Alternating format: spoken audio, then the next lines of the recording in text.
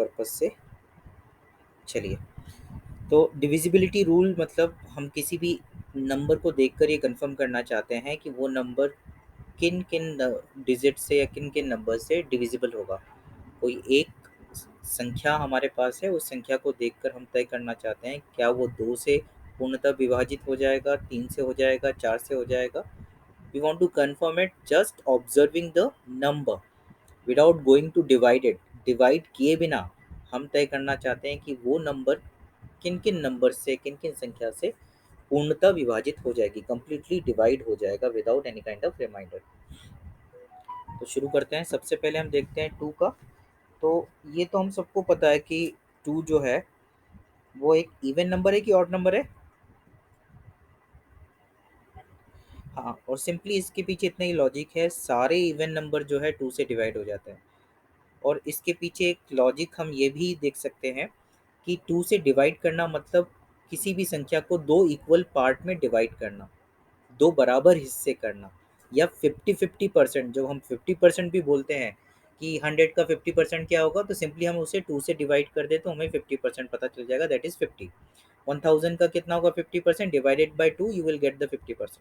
तो इवन होना ज़रूरी है, तभी वो 2 बराबर या 2 इक्वल पार्ट्स में डिवाइड होगा। तो जो भी इवन नंबर होगा, हमें पता है इवन नंबर कौन से होते हैं, 0, 2, 4, 6, 8। अगर इनमें से कोई भी डिजिट लास्ट प्लेस पर हो, वंस के प्लेस पर हो, तो फिर वो नंबर कंप्लीटली क्या बन जाता है, इवन नंबर। और कोई भी इवन नंबर जो है वो 2 से कंप्लीटली डिविजिबल होता है।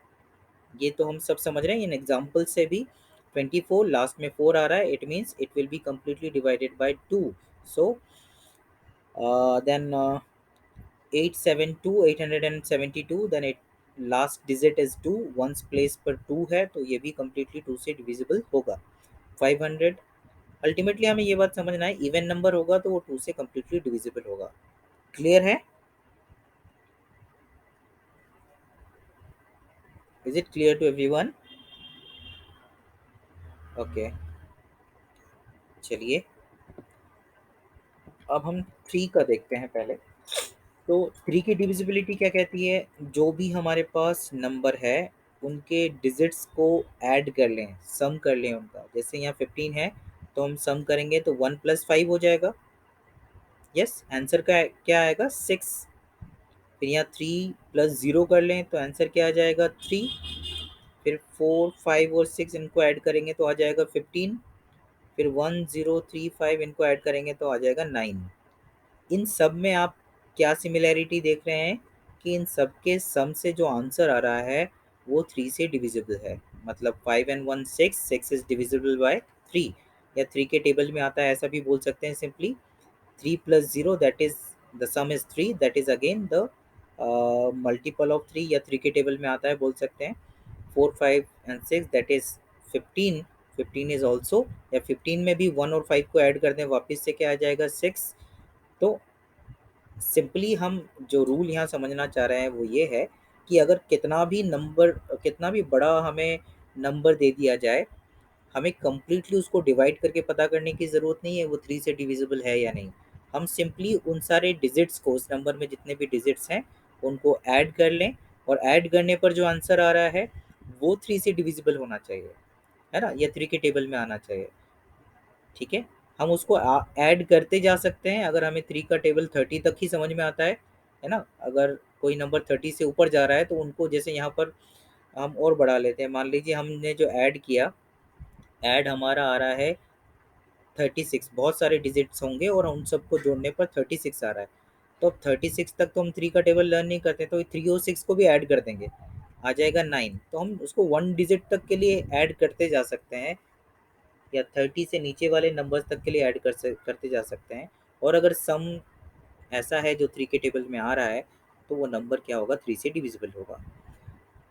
ठीक है, आगे बढ़ सकते हैं। अब सिमिलर रूल जो है वो 9 का है।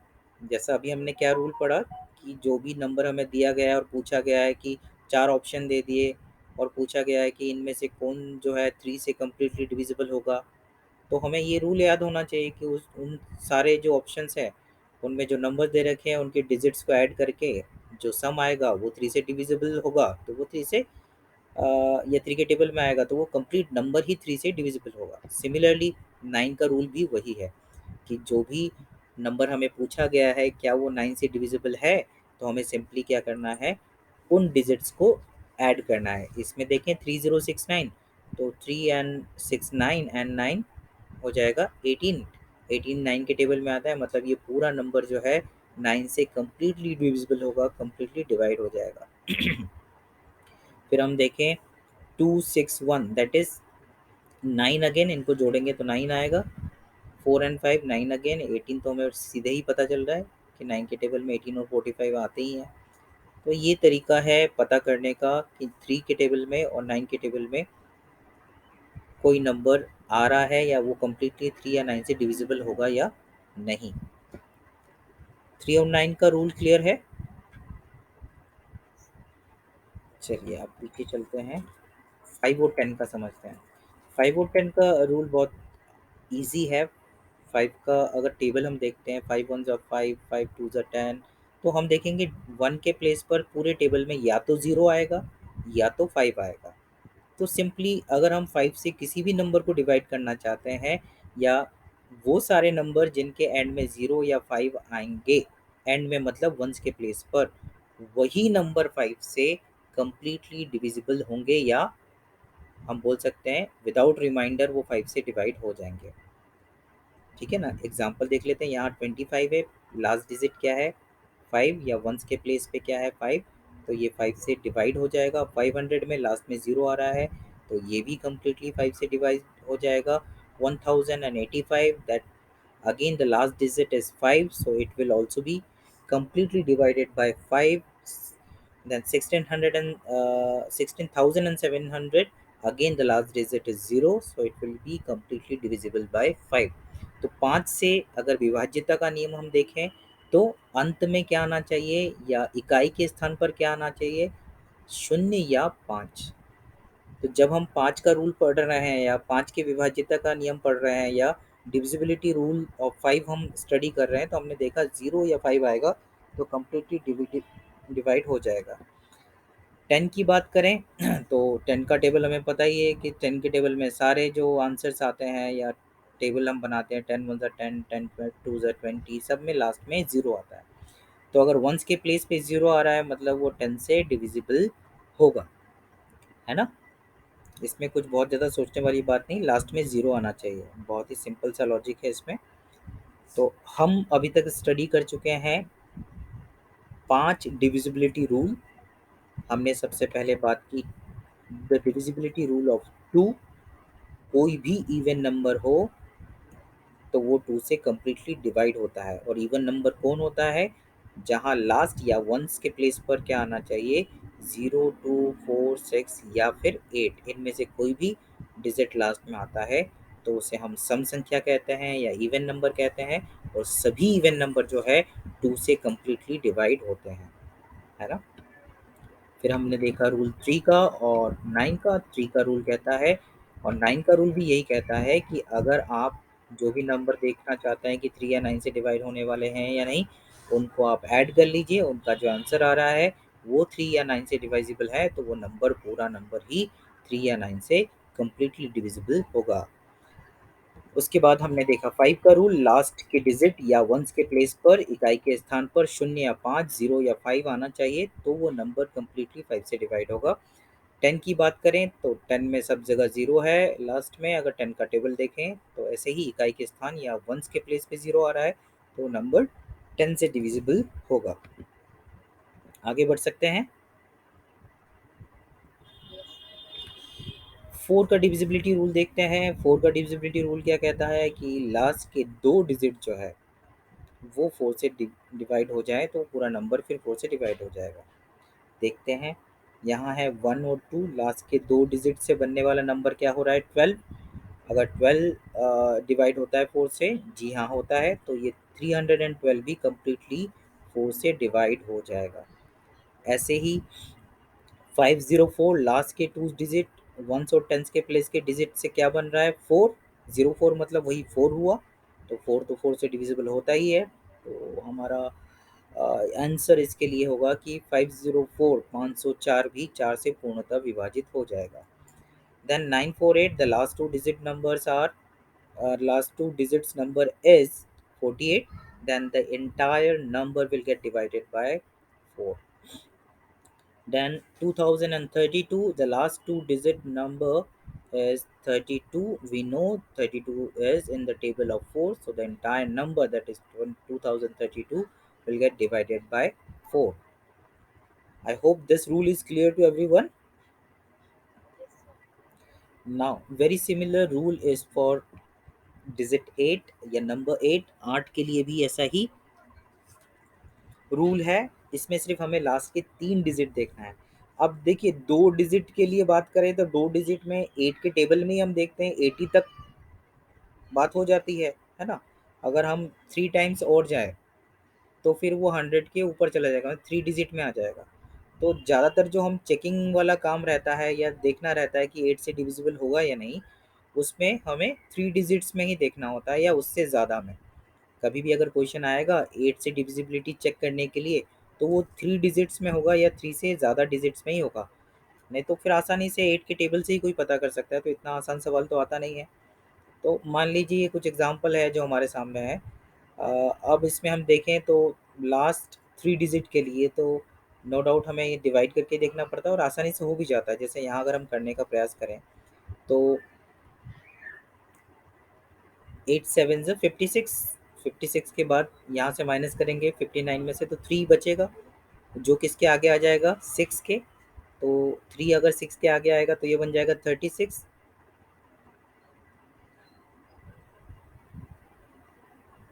हाँ 36, then it will get divided or not?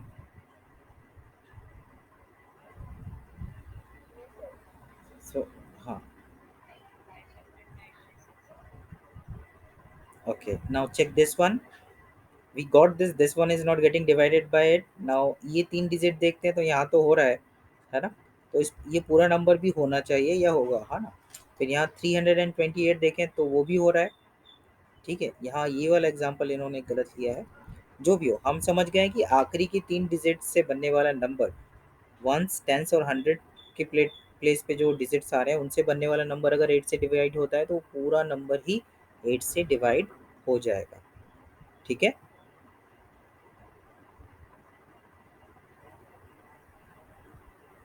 चलिए अब हम समझ चुके हैं 2 का divisibility. We have understood the divisibility rule for 2, 3, 9, 5, 10, 4, 8। अब इसके बाद जो 2 रूल है वो थोड़े से कॉम्प्लेक्स हैं। इसके बाद एक रूल आसान भी है 6 वाला। अगर हम देखें तो सिंपली हम जब 6 की डिविजिबिलिटी चेक करनी होती है तो हमें देखना होता है कि जो नंबर से पूछा गया, जैसे 102 पूछा गया क्या ये 6 से डिविजिबल है, तो हम यहाँ पर 2 रूल अप्लाई करते हैं। पहले 2 का कि 2 से डिविजिबल है क्या, फिर देखते हैं क्या ये 3 से डिविजिबल है। अगर 2 और 3 दोनों से ही कोई नंबर डिविजिबल होता है तो फिर वो 6 से भी डिविजिबल होता है। यस, ये डिवाइड होता है। यस, सो अगर हम इन सभी नंबर्स को देखेंगे तो ये सभी 2 से डिविजिबल है, क्योंकि लास्ट में क्या आ रहा है, इवन नंबर आ रहा है। मतलब ये कंप्लीट नंबर ही इवन नंबर्स हैं सारे, तो इवन नंबर 2 से कम्प्लीटली डिविजिबल होते हैं। तो 2 का रूल तो इन सब पे एप्लीकेबल है, they all are divisible by 2। Now we have to apply the rule for 3। So अगर 102 को देखें तो 102 मतलब सम हुआ सभी डिजिट्स का 3, means it will get divided by 3। सो 2 से डिविजिबल है क्योंकि इवन नंबर है, और फिर 3 से भी डिविजिबल है, मतलब ये 6 से भी कम्प्लीटली डिविजिबल होगा। 396 को देखते हैं, 3 एंड 9 12 एंड 6 18, 18 सम आ रहा है, 2 से डिविजिबल तो ऑलरेडी है क्योंकि इवन नंबर है, और 18 आ रहा है मतलब 3 से भी डिविजिबल होगा। डिजिट्स का सम 18 आ रहा है, means it will get divided by 3 also. So here we can confirm this number is also divisible by 6 because it is divisible by 2 and 3 both. Now next one is 5232. If we will add all the digits, because it is already, we have seen last digit it is 2, so it is divisible by 2। 2 से तो विभाजित है ही, हो ही जाएगा। अगर इन सबको हम सम करें तो क्या आंसर आ रहा है, 7 एंड 3 10 एंड 2 12, है ना? 12 आ रहा है, 5 और 2 7 और 3 10 और 2 12। मतलब 12 भी जो है वो 3 से डिविजिबल है, विभाज्य है, और 2 से तो ये संख्या है ही, तो 2 और 3 दोनों से ही विभाज्य होने के कारण ये पूरा नंबर ही क्या होगा, 6 से भी विभाज्य होगा, या 6 भी इसका एक फैक्टर होगा। फैक्टर और multiple ma'am will explain you, जब वो उनके नंबर से आगे आएंगे तब और क्लियर हो जाएगा। अभी हम सिर्फ विभाज्यता का नियम अच्छे से समझ रहे हैं। चलिए इसके बाद अगला भी चेक कर लेते हैं। 21348 ये पूरा नंबर 6 से डिवाइड होगा कि नहीं कंप्लीटली, या it is divisible by 6 or not. Then what we need to do, first we have checked that it is an even number, so it is divisible by 2. Now we have to check for 3. 2 and 1 3, 3 and 3 6, 6 and 4 10, 10 and 8 18, 18 इसका सम आ रहा है सभी digits का, तो ये 2 से भी divisible है, 3 से भी डिविजिबल है, it means it will be divisible by 6 also. अब 6 तक के जो रूल्स थे वो आसान थे, उसमें बहुत ज़्यादा कॉम्प्लेक्स प्रोसेस नहीं थी चेक करने के लिए। 2 का तो हम इवन नंबर से कर रहे थे, फिर 3 और 9 का हमने डिजिट्स का सम करके देख लिया, 5 में 0 और 5 लास्ट डिजिट आ रहा है कि नहीं वो चेक किया, 10 में 0 आना चाहिए last digit, that we have checked. And उसके बाद हमने 4 का देखा, लास्ट 2 डिजिट अगर 4 से डिविजिबल है तो पूरा नंबर 4 से डिविजिबल हो जाता है। ऐसे ही 8 में लास्ट 3 डिजिट्स अगर 8 से डिविजिबल है तो पूरा नंबर 8 से डिवाइड हो जाता है। अब उसके बाद हमने बात की 6 के बारे में, जिसमें हमने देखा 2 और 3 से अगर कोई नंबर कम्प्लीटली डिवाइडेड हो रहा है तो वो 6 से भी होगा। These all rules are quite one step way, एक कदम में ही एक ही प्रोसेस से हम समझ सकते हैं। लेकिन इसके बाद वाले जो 2 रूल है, चाहे वो 7 का हो चाहे वो 11 का हो, वो थोड़े से कॉम्प्लेक्स हैं, तो ध्यान से समझते हैं। A number is divisible by 7 if the difference between the twice the last digit and the remaining digit is either 0 or divisible by 7। बहुत सारी बुक्स हैं जहाँ 7 का डिविजिबिलिटी रूल नहीं देते हैं, शायद ये सभी नंबर्स पे लागू नहीं होता हो, पर बहुत सारी बुक्स उनसे देते भी हैं, तो हम इसे मान के चलते हैं, क्योंकि अगर क्वेश्चन आता है तब क्वेश्चन ऐसा ही आएगा जो इस डिविजिबिलिटी रूल के हिसाब से आंसर्स जिसमें फाइंड किया जा सके। तो चेक करते हैं 7 का डिविजिबिलिटी रूल या 7 का विभाज्यता नियम। तो ये कहता है कि लास्ट वाले डिजिट को ले लो, आप जो भी नंबर पे चेक कर रहे हैं तो उसके लास्ट डिजिट को ले लो, वंस के प्लेस के डिजिट को ले लो, तो वंस के प्लेस पर अगर हम 343 में देखें तो आ रहा है 3। फिर उसको क्या करना है, ट्वाइस करना है, डबल करना है। डबल करेंगे तो कितना हो जाएगा 6, मतलब 3 का डबल कर लिया 6 हो गया। और फिर बचे हुए जो नंबर है, बचा हुआ जो संख्या है, बची हुई जो संख्या है उससे उसे माइनस करना है। तो हमने लास्ट डिजिट को उठाया, उसको डबल किया तो हो गया 6, माइनस किया 34 से, 34 से 6 माइनस करेंगे तो आंसर आएगा 28। क्या हम सब समझ पा रहे हैं? जी मैम। मैम डायरेक्ट कैंसिल कर सकते हैं, सब सब में हम कर सकते थे, लेकिन जो क्वेश्चंस आते हैं, जैसे यहाँ बहुत सिंपल एग्जांपल से हम समझ रहे हैं, है ना। जब क्वेश्चंस आते हैं एग्जाम में तो ऐसे 3 डिजिट या 4 डिजिट वाले नहीं होते, वो लंबे रहते हैं, और उसमें हमें कुल मिला के 7 का डिविजिबिलिटी रूल के लिए आपको सॉल्व करने की ज़रूरत ना पड़े, ये देखना रहता है। और डायरेक्ट में अगर आपको जल्दी होता है, जिसकी जैसी प्रैक्टिस है, डायरेक्ट में अगर जल्दी हो रहा है, आसान हो रहा है, तो बिल्कुल वैसा भी कर सकते हैं। ठीक है। हाँ, आपका इस वाले क्वेश्चन पे तो बिल्कुल सही बात है कि आप जल्दी कर सकते हैं, है ना, इस वाले एग्जाम्पल पे। जी। चलिए, तो इसमें हम समझ पा रहे हैं हो क्या रहा है, लास्ट डिजिट को डबल कर रहे हैं और फिर उसको क्या कर रहे हैं, हम जो बची हुई संख्या है उससे माइनस कर रहे हैं, इस तरीके से हम इसको फाइंड कर रहे हैं। 2275, इसमें लास्ट वाले डिजिट क्या है, 5 है, 5 को डबल किया हो जाएगा 10, फिर 10 को बची हुई संख्या से माइनस करें तो ये आ जाएगा 217, फिर 217 को डिवाइड करके देखना पड़ेगा, तो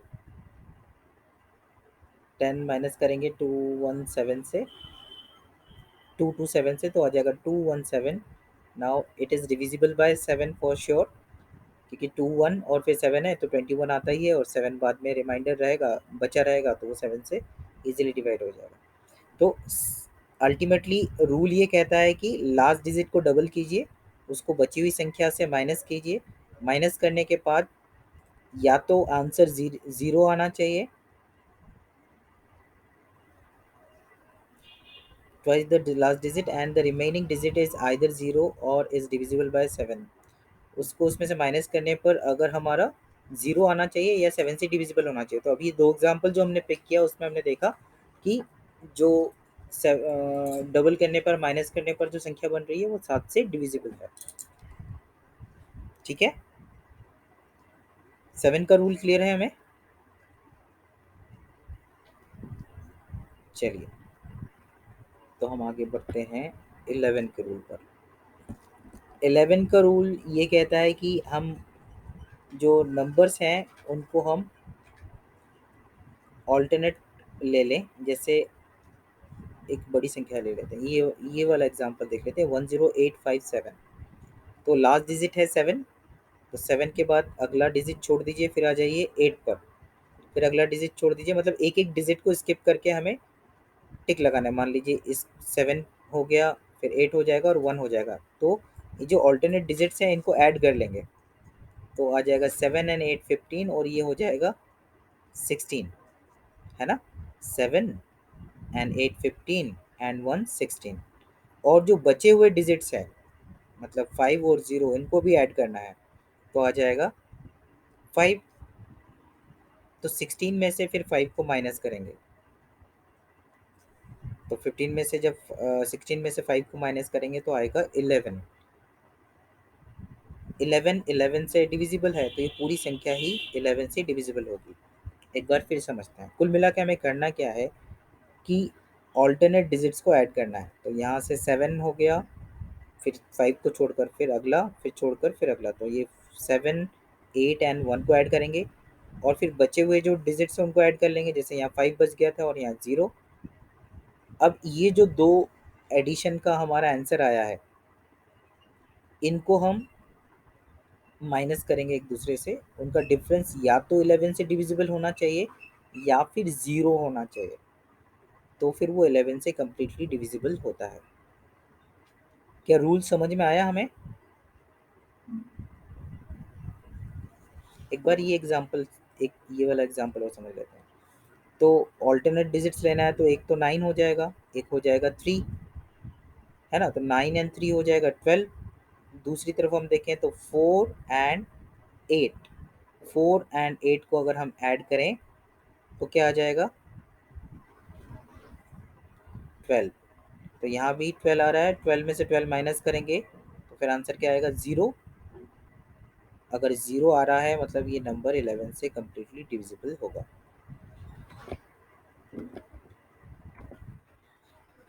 तो ये सभी रूल्स हम आज हमने डिस्कस किए। एक छोटा सा रिकैप कर लेते हैं। सबसे पहले हमने देखा 2 का विभाज्यता नियम, तो सभी इवन नंबर्स जो है 2 से कम्प्लीटली डिविजिबल होते हैं। फिर हमने देखा 3 का, कि 3 और 9 का सेम है, कि हम जो डिजिट्स हैं नंबर के उनको ऐड कर लें, अगर उनका सम जो है 3 या 9 से डिविजिबल है तो वो पूरा नंबर ही 3 या 9 से डिविजिबल होगा। फिर 10 के रूल में लास्ट नंबर 0 है तो वो कम्प्लीटली डिविजिबल होगा। 10 और 5 में देखा था, तो 5 में 0 या 5 होना चाहिए लास्ट का डिजिट या वंस के प्लेस में, और 10 में 0 होना चाहिए लास्ट का डिजिट या वंस के प्लेस में, तो वो कम्प्लीटली 10 से डिविजिबल होगा। उधर 0 और 5 होने पर 5। फिर 4 का रूल देखा हमने, लास्ट टू डिजिट जो है 4 से डिविजिबल होना चाहिए, तो पूरी संख्या ही 4 से डिविजिबल होगी। फिर हमने 8 का रूल देखा, लास्ट 3 डिजिट जो है वो 8 से डिविजिबल होना चाहिए, तभी वो पूरी संख्या ही 8 से डिविजिबल होगी। फिर 6 का रूल हमने देखा कि 2 और 3 का रूल एप्लीकेबल जिस नंबर पे हो रहा है। पहले देखेंगे 2 से, सिंपली हम इवन नंबर है तो 2 से डिविजिबल हो जाएगा। फिर उस नंबर के सभी डिजिट्स को ऐड करके देखेंगे, अगर वो 3 से भी डिविजिबल है मतलब वो पूरी संख्या ही 6 से डिविजिबल होगी। 7 का रूल हमने देखा, लास्ट डिजिट को लिया, उसको डबल किया, फिर बचे हुए नंबर से उसको माइनस किया। इस डिफरेंस का आंसर या तो 7 से डिविजिबल होना चाहिए या फिर 0 आना चाहिए, तो फिर वो संख्या जो है 7 से पूरी तरह विभाज्य होती है। दूसरी ओर अगर हम बात करें 11 के रूल के लिए, तो 11 के रूल में भी हमें कुछ सिमिलर प्रोसेस है 7 जैसा, पर यहाँ पर हम ऑल्टरनेट नंबर को एक के बाद एक नंबर को हम ऐड करते हैं, और फिर जो बचे हुए डिजिट्स हैं उनको ऐड करते हैं। ऑल्टरनेट डिजिट्स को हमें किसी भी संख्या में ऐड कर लिया। फिर जो बचे हुए डिजिट्स हैं उनको ऐड कर लिया, और दोनों के डिफरेंस या तो ज़ीरो आ रहा हो या फिर क्या आ रहा हो, 11 का कोई मल्टीपल या 11 से डिविजिबल, तो फिर वो पूरी संख्या ही, पूरा नंबर ही 11 से डिवाइड हो जाएगा। ठीक है, क्या डिविजिबिलिटी रूल क्लियर है सभी को?